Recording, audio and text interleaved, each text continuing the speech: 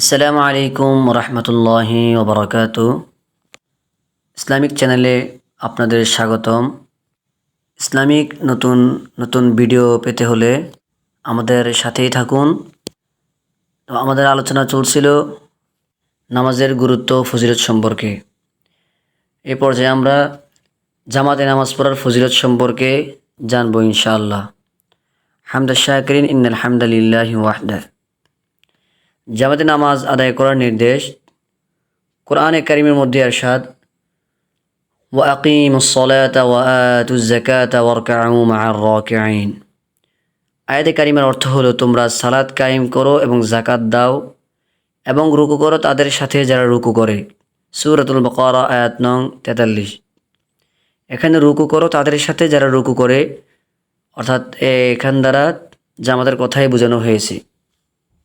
জামাতে নামাজ পড়ার ফজিলত সম্পর্কে হাদিস عن عبد الله بن عمر أن رسول الله صلى الله عليه وسلم قال صلاة الجماعة تفضل صلاة الفذ ب27 درجة। হাদিসের অর্থ হলো হযরত আব্দুল্লাহ ইবনে উমর রাদিয়াল্লাহু তাআলা আনহু থেকে বর্ণিত, রাসূল করিম সাল্লাল্লাহু আলাইহি ওয়াসাল্লাম ইরশাদ করেন, জামাতে নামাজ আদায় করা একাকী নামাজ আদায় করার চেয়ে 27 গুণ সওয়াব বেশি। সহিহ বুখারী মুসলিম সহকারে হাদিসের মধ্যে এসেছে। হাদিসের ফায়দা হলো, এই হাদিসে একাকী নামাজ পড়ার চেয়ে জামাতে নামাজ পড়ার ফজিলতের কথা বলা হয়েছে। শুধু 27 গুণই নয়, বরং আল্লাহ তাআলা ইচ্ছা করলে আরও বেশি সওয়াব দিতে পারেন। তবে যার ইখলাস যত বেশি হবে তার সওয়াবও তত বেশি হবে। এই জন্য গুরুত্বপূর্ণ যত জায়গার মধ্যে আমরা দেখি যে সওয়াবের কথা আসছে হাদিসে কোরআনে, সেগুলো যদিও একটা সংখ্যা বর্ণনা করা হয়েছে, কিন্তু ব্যাখ্যাকারগণ এখানে ব্যাখ্যা করেন যে আল্লাহ পাক রব্বুল আলামিন চাইলে আরও বেশি বাড়াতে পারেন। কত বেশি?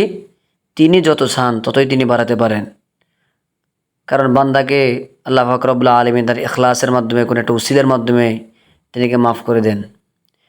তো জামাতে নামাজ পড়লে 25 গুণ বেশি সওয়াব পাওয়া যায়। এই সম্পর্কে হাদিস عن أبي هريرة رضي الله تعالى عنه قال سمعت رسول الله صلى الله عليه وسلم يقول تفضل صلاة الجميع صلاة أحدكم وحده ب25 جزاء। হযরত আবু হুরায়রা রাদিয়াল্লাহু তাআলা আনহু হতে বর্ণিত, তিনি বলেন, আমি রাসূল পাক সাল্লাল্লাহু আলাইহি ওয়াসাল্লামকে বলতে শুনেছি যে জামাতের নামাজ তোমাদের কারো একাকী নামাজ অপেক্ষায় 25 গুণ বেশি সওয়াব। সহিহ বুখারী। জামাতের ফজিলত সম্পর্কে আনাস রাদিয়াল্লাহু তাআলা আনহু থেকে একটি হাদিস বর্ণিত, 40 দিন জামাতে নামাজ পড়ার ফজিলত। মান সাল্লা লিল্লাহি 40 ইয়াওমান ফি জামাআতিন ইয়াদরুকু তাকবীরাতুল উলা ওয়া কুতিবা লাহু বারাআতানি বারাআতুম মিনান নারি ওয়া বারাআতুম মিনান নিফাকি। সুবহানাল্লাহ। হযরত আনাস ইবনে মালিক রাদিয়াল্লাহু তাআলা আনহু হতে বর্ণিত, তিনি বলেন, রাসূলুল্লাহ সাল্লাল্লাহু আলাইহি ওয়াসাল্লাম ইরশাদ করেছেন, যেই ব্যক্তি 40 দিন পর্যন্ত প্রথম তাকবীরের সাথে জামাতে নামাজ আদায় করবে, আল্লাহ তাআলা তাকে দুটি পুরস্কারে পুরস্কৃত করবেন। 1 নাম্বার, জাহান্নাম থেকে মুক্তি দিবেন। 2 নাম্বার, মুনাফিকি থেকে তার নাম কেটে দিবেন। সুবহানাল্লাহ। সহিহ তিরমিজি। এই হাদিসটি অত্যন্ত গুরুত্বপূর্ণ একটি হাদিস, যে 40 দিন যদি টানা কাজা না হয় নামাজ তাকবীরুল্লাহ শহীদ পড়া যায়, তাহলে এই দুটি পুরস্কৃত করবেন। অন্য হাদিসের মধ্যে পাওয়া যায় 8 জনের নামাজ 100 জনের নামাজ থেকে উত্তম। যেমন হযরতে কুবাইস ইবনে আশিয়াম লাইসি রাদিয়াল্লাহু তাআলা বর্ণিত, তিনি বলেন, আল্লাহর হাবিব সাল্লাল্লাহু আলাইহি ওয়াসাল্লাম ইরশাদ করেছেন, 2 ব্যক্তির জামাতে নামাজ, যার একজন ইমাম হয় এবং অপরজন মুক্তাদি, আল্লাহ তাআলার নিকট 4 জনের পৃথক পৃথক নামাজ অপেক্ষা অধিক পছন্দনীয়। এমনিভাবে 4 জনের জামাতের নামাজ 8 জনের পৃথক পৃথক নামাজ অপেক্ষা অধিক পছন্দনীয়। এমনিভাবে হাদিসের মধ্যে পাওয়া যায়, মসজিদের উদ্দেশ্যে বের হলে হজের সওয়াব দেওয়া হয়। জামাত শুরু হলে অন্য কোনো সুন্নত বা নফল নামাজ পড়া যাবে না। عن أبي هريرة رضي الله تعالى عنه عن النبي صلى الله عليه وسلم قال ইদা উকিমাতিস সালাতু ফালা সালাতা ইল্লাল মাকতুবা। আবু হুরায়রা রাদিয়াল্লাহু তাআলা আনহু হতে বর্ণিত, তিনি বলেন, নবী করিম সাল্লাল্লাহু আলাইহি সাল্লাম ইরশাদ করেছেন, যখন ইকামত দেওয়া হয় ফরজ নামাজ ব্যতীত অন্য কোনো সুন্নত বা নফল নামাজ নেই। হাদিসের ব্যাখ্যা, যদি কোনো ব্যক্তি মসজিদে এসে দেখে যে জামাত শুরু হয়ে গেছে, তখন সুন্নাহ বা নফলের নিয়ত বাঁধতে পারবে না, বরং জামাতেই শামিল হয়ে যাবে। তবে ফজরের সুন্নাতের গুরুত্ব যেহেতু বেশি, এই জন্য সুন্নত পরে যদি জামাতে শরিক হওয়ার সম্ভাবনা থাকে তো সুন্নত পরে নিতে পারে সে। এমনিভাবে তিরমিজি শরীফের হাদিস, আবু দাউদ শরীফের হাদিসের মধ্যে পাওয়া যায়, অন্ধকার রাতে মসজিদে যাওয়ার ফজিলত সম্পর্কে, বাশিরুল মুশাইনা ফি যুলমি ইলাল মসজিদি বিন নূর আত-তাম্মি ইয়াউমাল কিয়ামা। এখানে রাসূলুল্লাহ সাল্লাল্লাহু আলাইহি সাল্লাম ইরশাদ করেন, যে ব্যক্তি অন্ধকার রাতে অধিক পরিমাণ মসজিদে যাতায়াত করে তাকে কিয়ামত দিবসে পূর্ণ নূরের সুসংবাদ দাও। এইভাবে প্রথম কাতারের থেকেও রহমত শুরু হয়। রাসূল করিম সাল্লাল্লাহু আলাইহি সাল্লাম ইরশাদ করেন, আল্লাহ তাআলা এবং তার ফেরেশতাগণ ওই সমস্ত লোকদের উপর রহমত বর্ষণ করতে থাকেন যারা প্রথম কাতারের নিকটবর্তী থাকে। আল্লাহ তাআলার নিকট ওই কদম অপেক্ষা অধিক পছন্দনীয় কোনো কদম নেই যা কাতারে সোজা করার উদ্দেশ্যে অগ্রসর করা হয়। সুবহানাল্লাহ। এমনিভাবে জামাতে নামাজ পড়ার দ্বারা মধ্যবর্তী গুনাহ মাফ হয়ে যায়। এ সম্পর্কে হাদিস, আবু হুরায়রা রাদিয়াল্লাহু তাআলা থেকে বর্ণিত, قال المؤذن يغفر له مد صوته ويشهد له كل رطب ويابس وشاهد الصلاة يكتب له 25 صلاة ويكفر عنه ما بينهما। এরশাদ হচ্ছে, মুয়াজ্জিনের গুনাহ ওই পর্যন্ত মাফ করে দেওয়া হয় যে পর্যন্ত তার আজানের আওয়াজ পৌঁছে। সুবহানাল্লাহ। আর প্রত্যেক প্রাণী এবং নিষ্প্রাণ যারাই মুয়াজ্জিনের আজান শুনতে পাবে সকলেই তার জন্য সাক্ষ্য দিবে। মুয়াজ্জিনের আজান শুনে যারা নামাজ পড়তে আসে তাদের সওয়াব 25 গুণ বৃদ্ধি করে দেওয়া হবে এবং এক নামাজ থেকে বিগত নামাজের মধ্যবর্তী সময়ের সমস্ত গুনাহসমূহ মাফ করে দেওয়া হবে। সুবহানাল্লাহ। আবু দাউদ শরীফের হাদিস। এ পর্যন্ত জামাতের ফজিলত সম্পর্কে আলোচনা করা হলো। এখন আমরা একটি গুরুত্বপূর্ণ মাসলা বলার চেষ্টা করব। সেটা হলো মহিলাদের জামাতে শরীক হওয়া কতটুকু বিধান দেওয়া হয়েছে শরীয়তে। যদিও রাসূল করিম সাল্লাল্লাহু আলাইহি সাল্লামের যুগে মহিলারাও জামাতে শরীক হতেন, জামাতের যখন ফাজাইল বর্ণনা করা হলো তখন তারাও জামাতের কেন পুরুষদেরও যেরকম সওয়াব দেওয়া হয় এ থেকে কেন তারা খালি থাকবে, এই জন্য তারাও শরীক হতেন।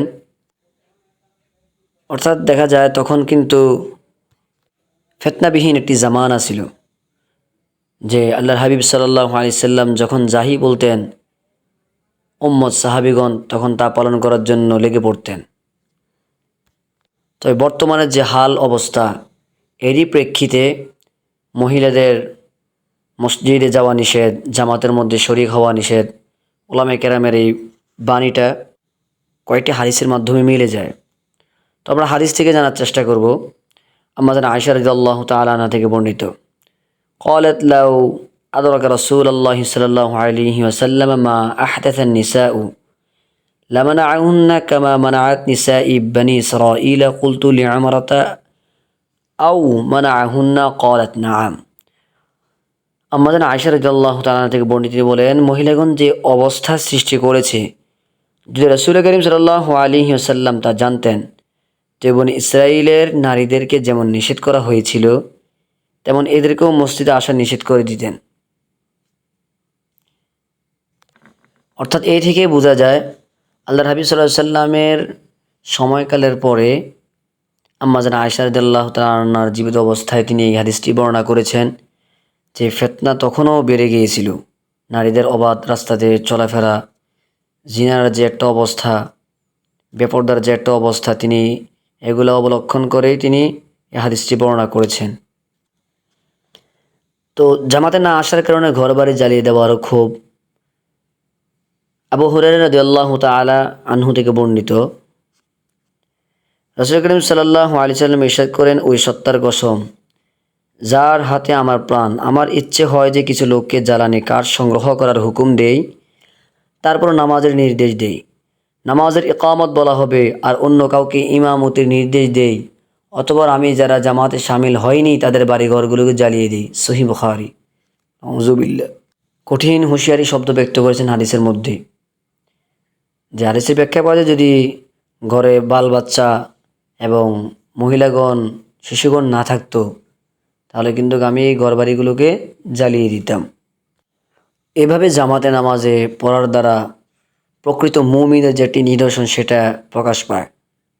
কারণ মুমিন নামাজের ক্ষেত্রে থাকে সবচেয়ে বিনয়ী এবং আল্লাহর দরবারে তিনি প্রতিনিয়ত হাজিরা দেন।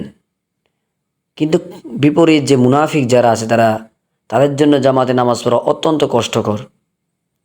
সহিহ বুখারীর একটি হাদিস আবু হুরায়রা রাদিয়াল্লাহু তাআলা আনহু থেকে, লাইসা সালাতুন আফকালু আলাল মুনাফিকিনা মিনাল ফাজরি ওয়াল ইশাই ওয়ালাউ ইয়ালামুনা মা ফীহিমা লাআতুহুমা ওয়ালাউ হাবওয়ান।